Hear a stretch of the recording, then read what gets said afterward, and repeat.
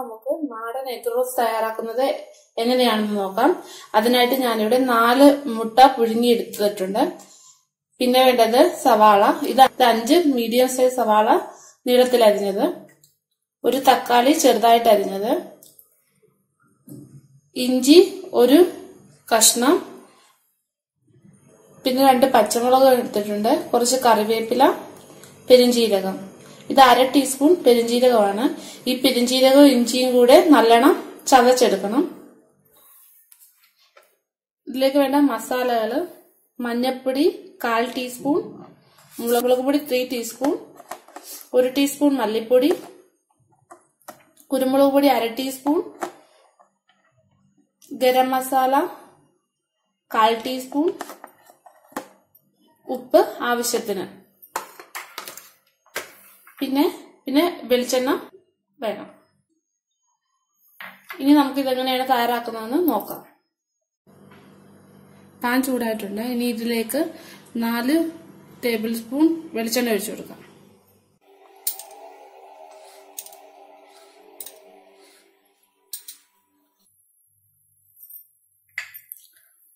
എണ്ണ ചൂടായി വന്നിട്ടുണ്ട്. ഇനി ഇതിലേക്ക് നമ്മൾ ചതച്ചു വെച്ചിരിക്കുന്ന ഇഞ്ചിയും പെരിഞ്ജീരകവും പച്ചമുളകും കൂടെ ചേർത്ത് കൊടുക്കാം.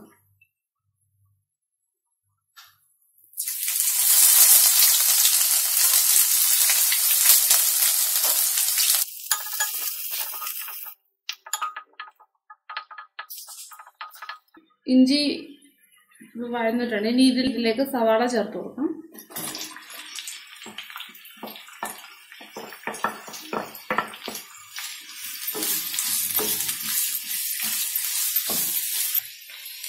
ഇതിലേക്ക് കുറച്ച് ഉപ്പ് ചേർത്ത് വഴറ്റി കൊടുക്കാം.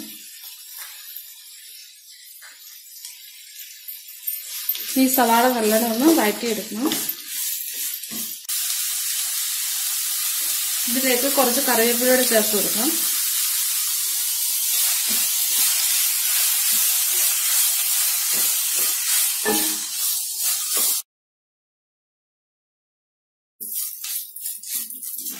സവാള നല്ലോണം വഴന്നു വന്നിട്ടുണ്ട്. ഇനി ഇതിലേക്ക് നമുക്ക് എടുത്തു വെച്ചിരിക്കുന്ന പൊടികൾ ചേർത്ത് കൊടുക്കാം. മഞ്ഞൾപ്പൊടി 1/4 ടീസ്പൂൺ,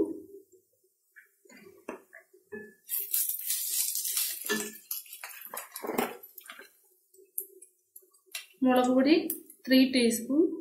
ഇത് എരിവില്ലാത്ത മുളക് പൊടിയാണ്.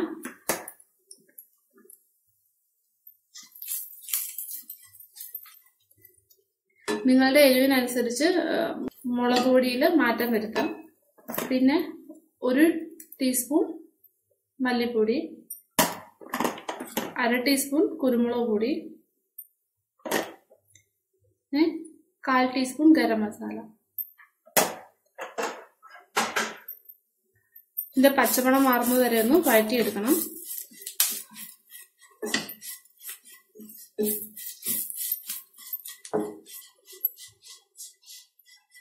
പൊടികളുടെ എല്ലാം പച്ചമണം മാറി വന്നിട്ടുണ്ട്. ഇനി ഇതിലേക്ക് നമുക്ക് തക്കാളി ചേർത്ത് കൊടുക്കാം. ഇതൊരു വലിയ തക്കാളി ചെറുതായിട്ട് അരിഞ്ഞതാണ്. ഇത് നമുക്ക് ചേർത്ത് കൊടുക്കാം.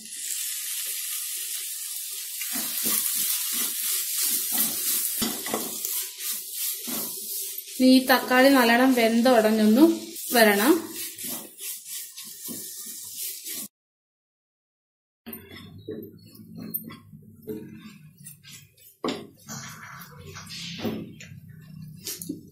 തക്കാളി നല്ലോണം വഴണ്ട് വന്നിട്ടുണ്ട്. ഇനി ഇതിലേക്ക് കുറച്ച് വെള്ളം ചേർത്ത് കൊടുക്കാം. ഇത് ഞാൻ തിളപ്പിച്ച വെള്ളമാണ്.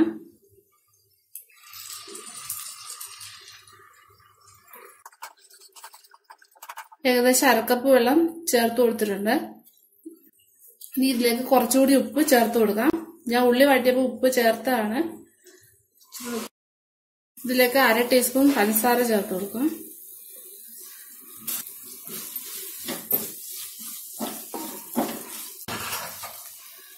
ഈ മസാലയിലേക്ക് വരഞ്ഞു വെച്ചിരിക്കുന്ന മുട്ട ചേർത്ത് കൊടുക്കാം.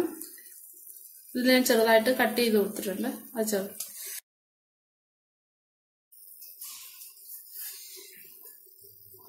നമുക്കിതൊന്ന് അടച്ചു വെക്കാം. ഇത് നല്ലോണം ഒന്ന് വരണ്ട് വരട്ടെ.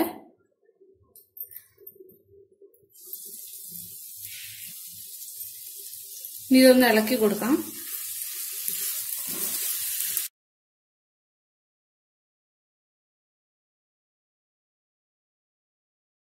മുട്ട റോസ്റ്റ് റെഡി ആയിട്ടുണ്ട്. കുറച്ച് കറിവേപ്പില ഇടാം.